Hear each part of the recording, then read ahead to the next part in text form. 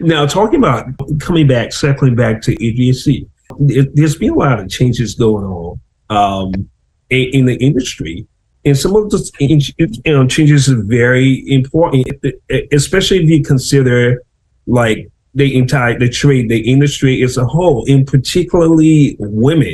What kind of role do you see yourself playing in the trends and opportunity and some of the changes that are going on in the industry? And what role do you think you can play? I mean, you're already playing playing the game, but how do you think you're moving that conversation forward so you can help the communities that you care about? So it's education.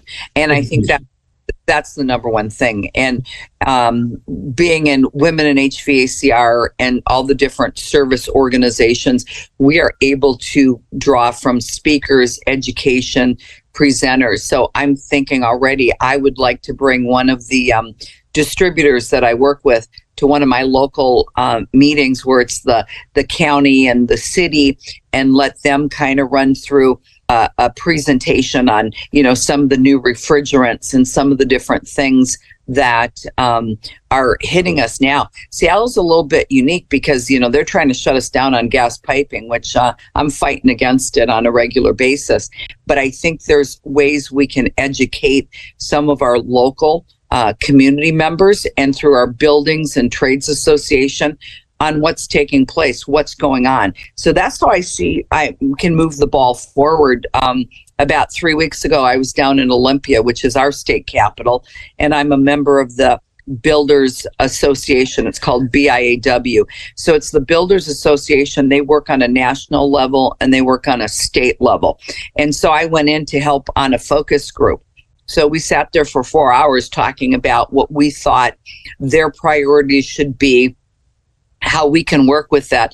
And it always comes back to workforce, So we talked quite a bit with workforce, but we also talked about communication. And we talked about how this organization is seen as being pretty conservative for older folks, and how are we going to get communication out there that we can introduce it to younger members that are starting to get into the trade, so they think that it's a cool way to start, getting their career launched through, joining this Builders Association.